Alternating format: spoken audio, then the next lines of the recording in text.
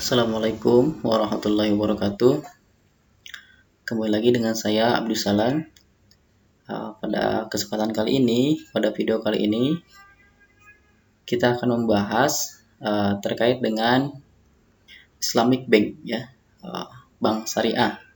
Nanti kita akan bikin beberapa video ya untuk pembahasan Islamic Bank ini. Nanti kita akan buat seri kedua dan selanjutnya. Nah, ini kita akan membahas bank syariah dalam konsep dan konteks yang mendasar ya, menjadi basic knowledge ya, kebutuhan mendasar untuk kita memahami dan mengetahui terkait dengan perbankan syariah gitu ya. Dan dalam video kali ini teman-teman bukan menjadi referensi utama ya, bukan menjadi referensi utama, tapi ini menjadi bagian dari salah satu stimulus mungkin ya, salah satu stimulus untuk kita bisa lebih belajar lagi, mengkaji kembali dan mengetahui, banyak baca gitu ya terkait dengan perbankan syariah gitu ya. Jadi nanti teman-teman bisa kembangkan lagi di beberapa literatur yang ada terkait dengan perbankan syariah ini. Video ini saya menyampaikan hanya untuk memberikan stimulus. Jika memang ada baiknya dan ada manfaatnya, mudah-mudahan bisa diterima gitu ya. Tapi memang kalau misalkan ada info ataupun data yang saya sajikan ini kurang valid, mohon nanti dikoreksi gitu ya.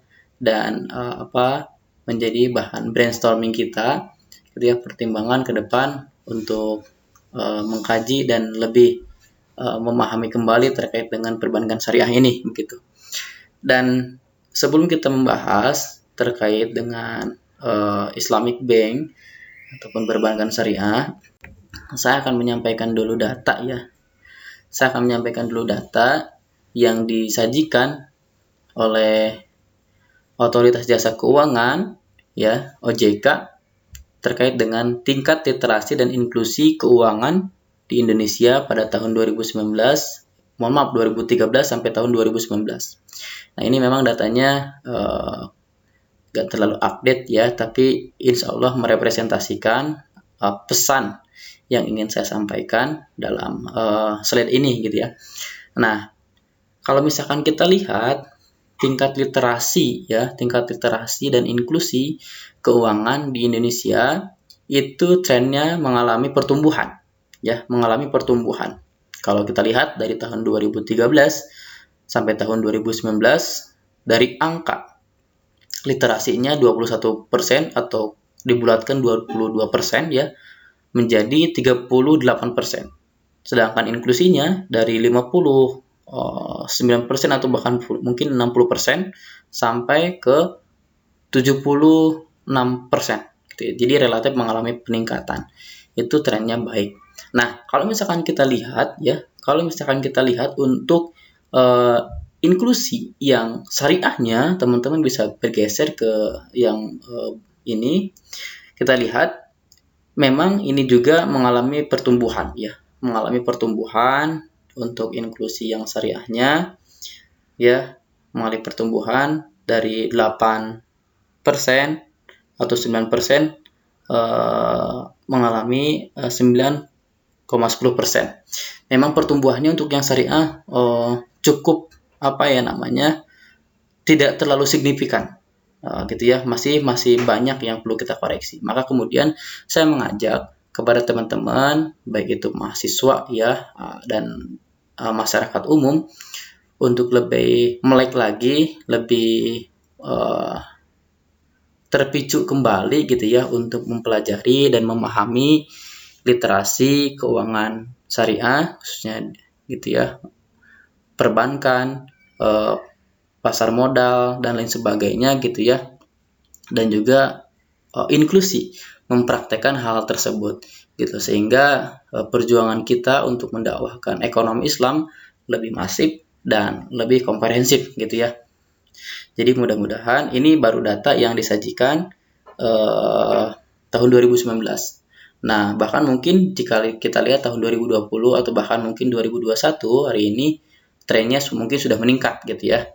Tapi Ini saya sajikan data tahun 2019 gitu ya. Nah, kalau misalkan kita lihat ke bawahnya teman-teman, di tingkat literasi keuangan berdasarkan sektor jasa keuangan syariah, memang perbankan syariah ini merupakan sektor jasa keuangan syariah dengan tingkat literasi keuangan syariah paling tinggi dibanding dengan sektor yang lainnya, seperti perasuransian, dana pensiun, pasar modal, lembaga pembiayaan, pegadaian, dan lembaga keuangan mikro. Nah, gitu ya. Jadi perbankan syariah itu relatif lebih tinggi gitu ya, rasionya dibanding dengan yang lain secara pertumbuhan dan tingkat literasi dan inklusinya begitu. Tapi memang sekarang untuk pasar modal pun juga para investor, para masyarakat dan para mahasiswa sudah mulai melek ya, sudah mulai masuk ke sektor pasar modal, sehingga kalau misalkan kita lihat pertumbuhan investor di pasar modal, khususnya pasar modal syariah ya,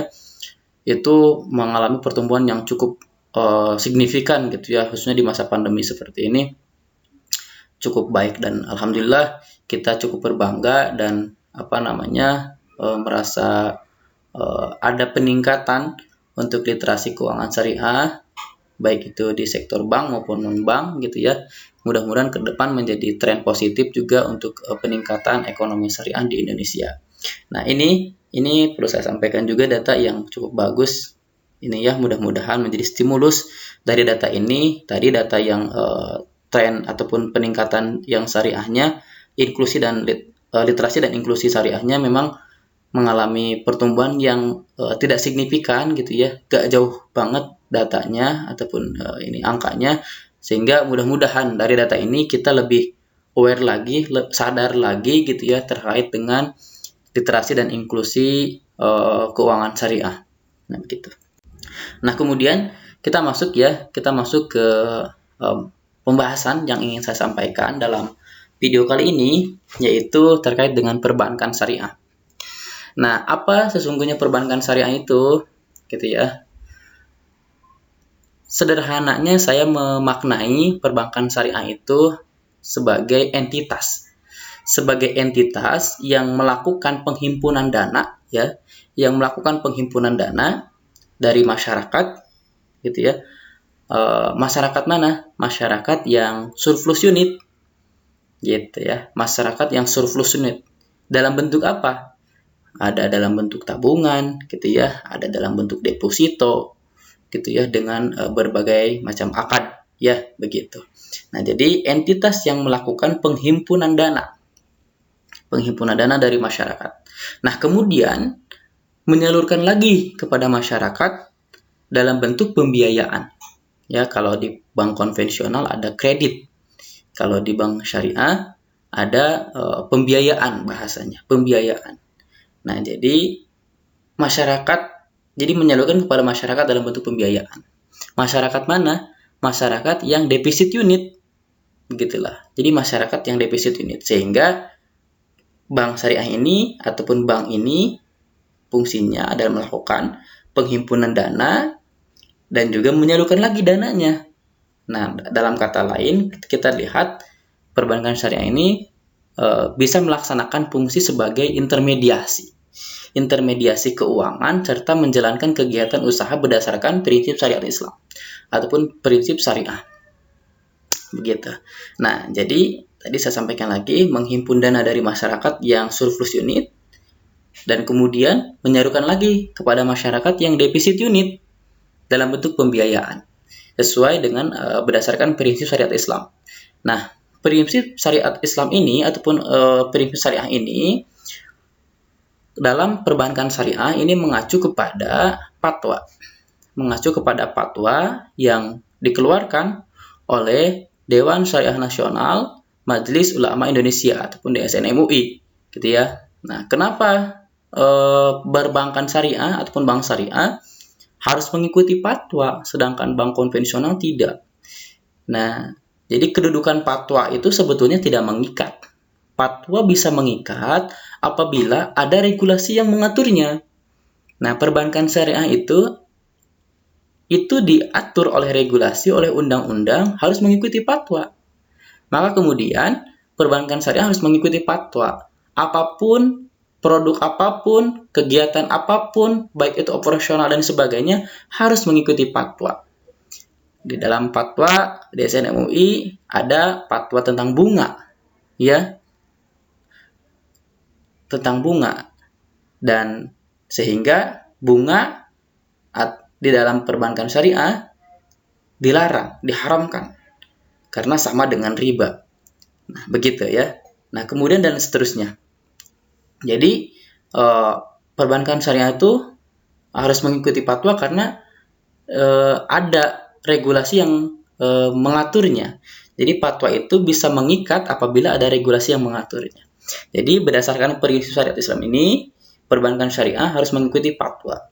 Nah, di samping itu juga perbankan syariah harus ada DPS, ya, harus ada DPS. Ini menjadi pembeda juga dengan bank konvensional. Harus ada DPS atau disebut dengan Dewan Pengawas Syariah. Nah, Dewan Pengawas Syariah ini fungsinya, salah satu fungsinya adalah untuk memberikan menasehati, ya, menasehati para direksi dan sebagainya. Kemudian juga memberikan pendapat opini syariah terkait dengan produk yang ingin dikeluarkan oleh bank tersebut. Begitu ya. Jadi ketika Bank A ingin mengeluarkan produk, maka tidak boleh berdasarkan POJK, tidak boleh langsung dipromosikan ke masyarakat umum, gitu ya. Manakala tidak ada persetujuan oleh Dewan Syariah Nasional Majelis Ulama Indonesia. Maka kemudian ketika ada produk baru, bank tersebut harus dikaji dulu oleh DPS, ya, oleh DPS dikaji dulu. Apabila memang itu sudah memenuhi kriteria syarat syariahnya, maka kemudian nanti akan dimintakan fatwanya ke DSN MUI, sehingga nanti akan dikaji lagi oleh DSN MUI, gitu ya, dikaji lagi. Jika memang itu sudah memenuhi kriteria syarat syariahnya, maka nanti akan dikeluarkan fatwa terkait dengan produk tersebut, dan produk tersebut bisa dipromosikan, bisa diiklankan, bisa di-share ke masyarakat umum, begitu. Jadi udah diperbolehkan secara regulasi. Dan gitu kata POJK, gitu ya, Peraturan Otoritas Jasa Keuangan, perbankan syariah tidak boleh mengeluarkan produk yang baru manakala tidak ada persetujuan dari Dewan Syariah Nasional. Dalam bentuk apa? Dalam bentuk fatwa. Begitu ya. Gitu. Jadi itulah prinsip syariat Islam yang perlu diperhatikan oleh perbankan syariah. Itu dasarnya, gitu ya, dalam pembahasan ini. Nanti teman-teman bisa kaji, bisa baca-baca lagi dari literatur yang ada. Banyak sekali ya literatur terkait dengan perbankan syariah ini, cukup luas dan cukup banyak sekarang. Insya Allah tidak akan kehabisan ilmunya, nanti diperkaya lagi. Nah, saya ingin sampaikan sejarah perbankan syariah. Sejarah perbankan syariah di Indonesia, kalau misalkan kita baca, kita lihat dari beberapa literatur yang saya pahami, yang saya baca ya, ini berawal dari tahun 1983 dengan berencana menerapkan sistem bagi hasil. Jadi pemerintah berencana untuk menerapkan sistem bagi hasil dalam perkreditan, yang merupakan konsep dari hadirnya nanti perbankan syariah.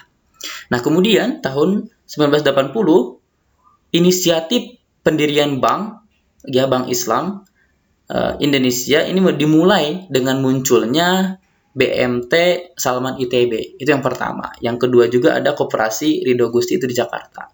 Itu udah mulai muncul BMT dengan menggunakan prinsip syariat Islam.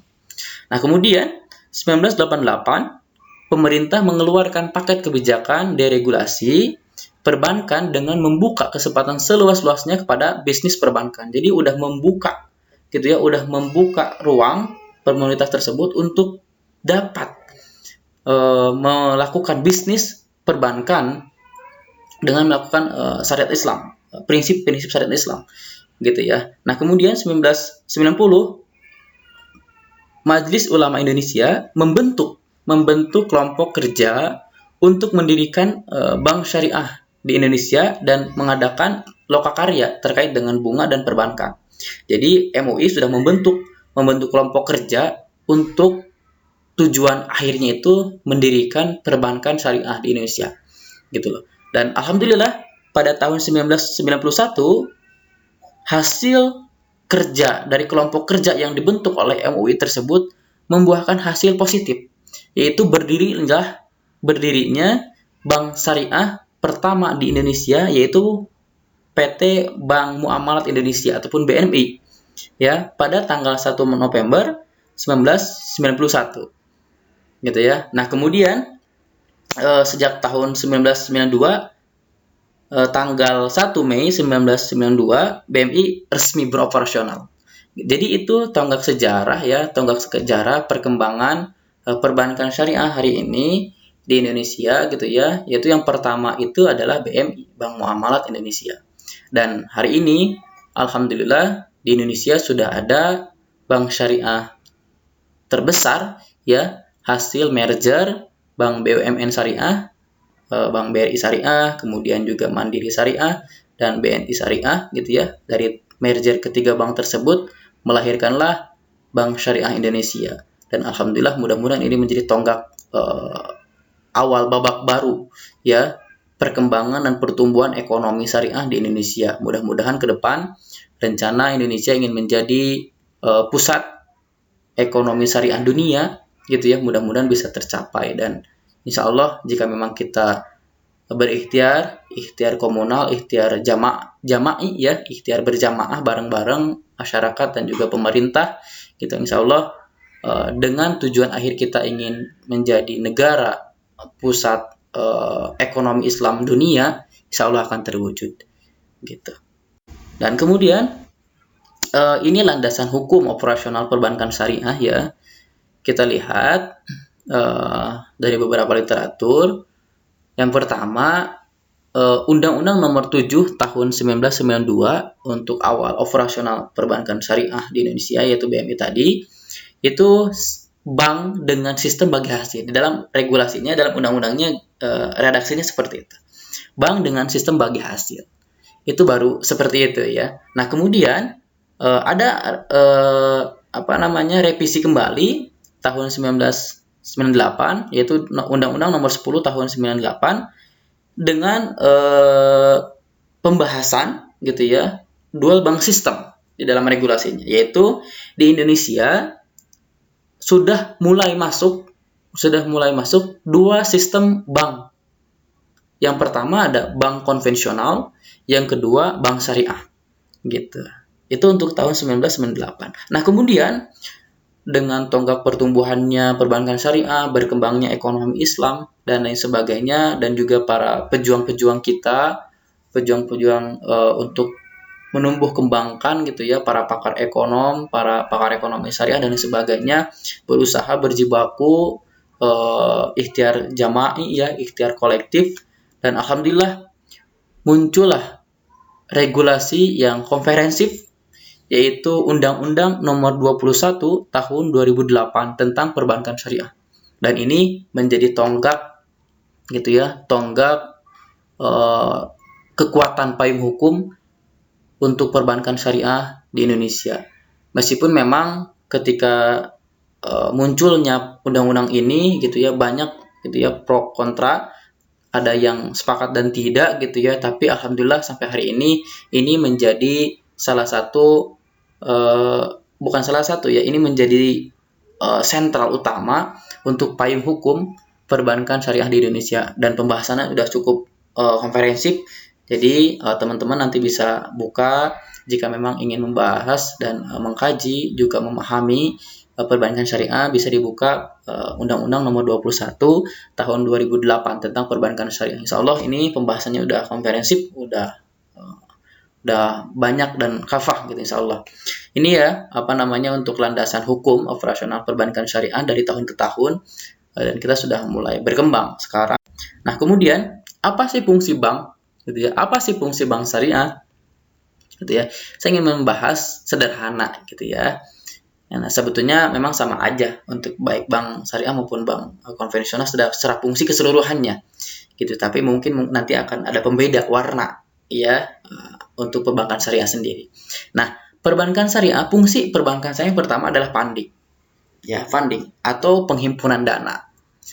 Penghimpunan dana dari mana? Dari masyarakat. Masyarakat yang mana? Masyarakat yang surplus unit. Dalam bentuk apa? Ada tabungan, ada deposito. Apa akadnya? Ada bisa mudorobah, gitu ya. Ada juga wadiah, gitu ya. Dan kemudian yang kedua, fungsi bank syariah itu ada lending, penyaluran dana. Dana yang dihimpun dari masyarakat oleh bank tentu tidak hanya diberikan, ya, dan dibiarkan, gitu ya, mengendap. Itu juga disalurkan. Dalam bentuk apa? Dalam bentuk pembiayaan. Jadi, dana yang sudah dihimpun oleh bank dalam funding tadi, kemudian dilendingkan, disalurkan kepada masyarakat. Masyarakat yang mana? Masyarakat yang defisit unit. Itu ya, masyarakat yang defisit unit. Dalam bentuk apa? Dalam bentuk pembiayaan. Dengan bisa jadi dengan akad jual beli, ada murabahah, salam istisna, gitu ya. Akad sewa, ada ijarah mutahya bitamlik, gitu ya. Kemudian ada akad bagi hasil, ada mudorobah, gitu ya, dan lain sebagainya, gitu. Jadi itu dua fungsi funding dan fungsi lending. Yang ketiga ada service, fungsi service, jasa, gitu ya. Jadi bukan hanya sekedar funding dan juga lending, juga menjadi jasa dalam melayani masyarakat dengan apa? Dengan menjual valuta asing, gitu ya, atau palas. Ya, kemudian juga ada SDB, Safe Deposit Box. Itu udah ada fatwanya, gitu ya, untuk jasa. Gitu. Jadi itulah 3 fungsi perbankan syariah. Sederhananya seperti itu. Ada fungsi funding, penghimpunan dana, ada fungsi lending, penyaluran dana, dan kemudian juga ada fungsi service ataupun jasa. Nah, kemudian ini konsep akad ya, yang teman-teman bisa kaji, bisa kembangkan juga nanti. Nah, pada dasarnya konsepnya seperti ini. Jadi dalam konsep akad itu ada akad, ada wa'ad, ada akad, gitu ya. Apa itu wa'ad? Wa'ad itu adalah promise, janji, gitu ya, janji. Kalau akad perjanjian. Jadi ada dua belah pihak ataupun lebih yang berjanji. Kalau akad perjanjian, kalau wa'ad itu janji, promise, kalau akad itu janji. Nah, pada keseluruhannya akad itu terbagi menjadi 2. Ada akad tabarru ataupun akad not profit oriented. Akad yang orientasinya itu tidak mengambil keuntungan, gitu ya. Dan ada akad tijarah ataupun tijari ya. Ini akad not profit oriented. Mohon maaf, ini akad profit oriented. Akad yang mengambil keuntungan. Nah, akad tabarru itu meliputi akad qard, ada produk diperbankan, qardul hasan ataupun di BMT juga, gitu ya. Kemudian juga ada akad wadiah, akad titipan, ada wakalah, ada kafalah, ya, jaminan, ada arahan, gitu ya. Kemudian juga ada hibah dan ada juga wakaf. Gitu. Itu akad tabarru yang orientasinya itu tidak mengambil keuntungan, gitu ya. Itu akad kebajikan, akad sosial.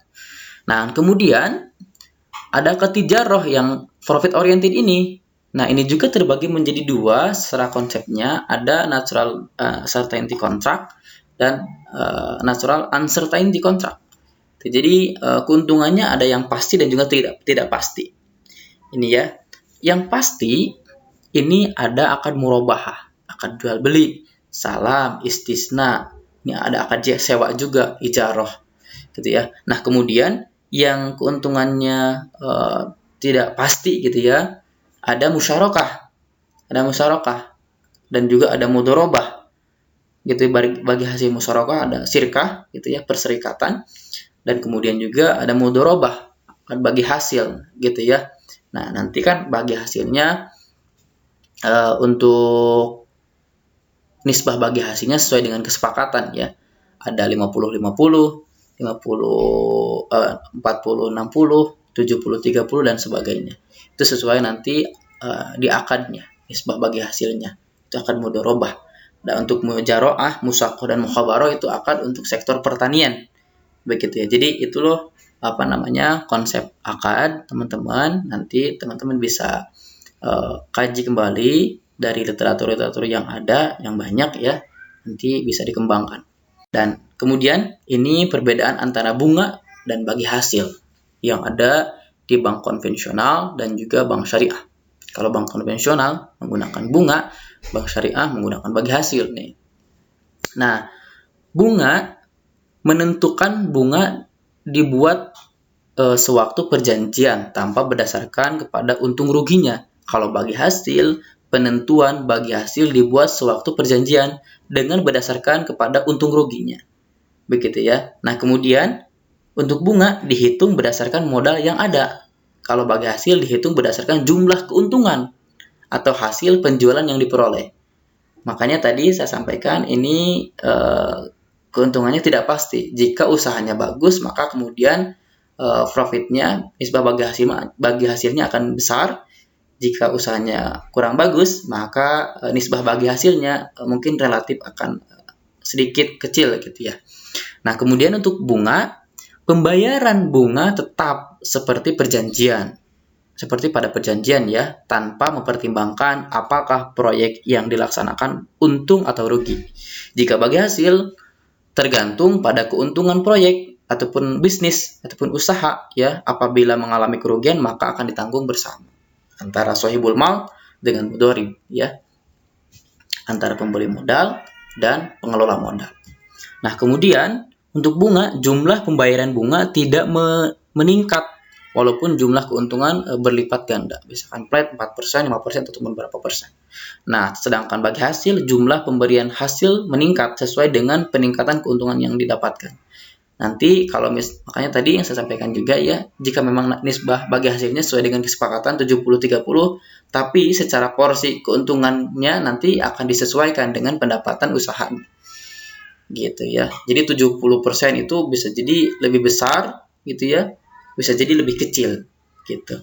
Nah, kemudian untuk bunga yang terakhir, pembayaran bunga adalah haram ya secara hukum Islam. Gitu. Jadi kalau misalkan bagi hasil, keuntungannya adalah halal. Bunga itu sudah jelas ya, para ulama, jumhur ulama sudah sepakat ya, bunga ini dikiaskan ke dalam riba yang ada di dalam Al-Quran. Al-Quran surat Al-Baqarah ayat 275 ya. A'udzubillahi minasyaitonirrajim. Alladzina ya'kuluna riba la yakumuna illa kama yakumul ladzi yatakhabbathu syaitanu minal mas. Dzalika bi annahum qalu innamal bai'u misli riba. Nah, ini adalah statement orang Arab jahiliyah ya. Jadi kata orang Arab jahiliyah, mereka berpendapat, berstatement bahwa qalu innamal bai'u misli riba. Sesungguhnya bai'u, jual beli itu mislu riba, sama dengan riba, katanya begitu kata orang Arab jahiliyah. Sehingga dalam penggalan ayat selanjutnya Allah menegaskan wa halallahul bai'a wa harramar riba. Allah menghalalkan jual beli dan mengharamkan riba. Itu udah jelas sekali gitu ya. Jadi bunga itu dikiaskan ke dalam riba yang ada di dalam Al-Qur'an gitu ya. Karena kita lihat kaidah kias itu kan al-hukmu yaduru ma'ilatihi wujudan wa adaman. Jadi ada atau tidak adanya hukum itu tergantung kepada ilat hukumnya. Nah, di sini ilat hukumnya ada kemiripan, kesamaan gitu ya.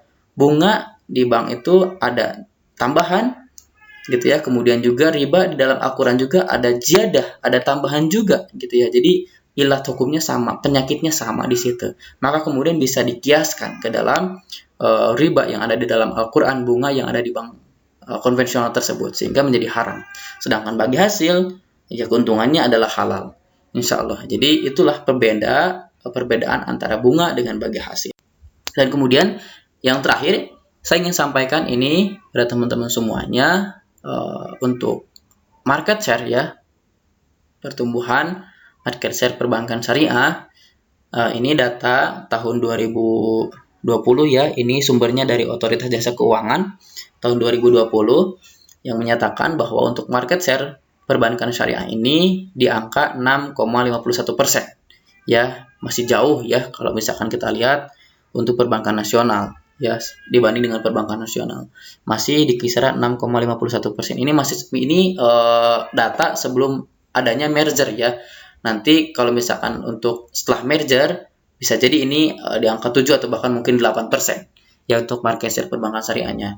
Yang pasti kita berharap ya ke depan mudah-mudahan apapun itu, baik itu pencapaian dalam bentuk kuantitatif angka maupun kualitatif gitu ya, mudah-mudahan trennya tren positif, trennya tren baik, dan mudah-mudahan perbankan syariah di Indonesia bisa bertumbuh dan berkembang dengan baik, dan sehingga kita bisa mencapai goals gitu ya, Indonesia menjadi pusat ekonomi Islam dunia gitu. Mudah-mudahan barangkali itu yang dapat saya sampaikan, mudah-mudahan bermanfaat untuk teman-teman semuanya. Ini bukan satu-satunya literatur ataupun sumber terkait dengan perbankan syariah. Nanti teman-teman bisa kaji, bisa baca kembali, bisa pahami kembali dari literatur yang ada gitu ya terkait dengan perbankan syariah. Terima kasih. Assalamualaikum warahmatullahi wabarakatuh.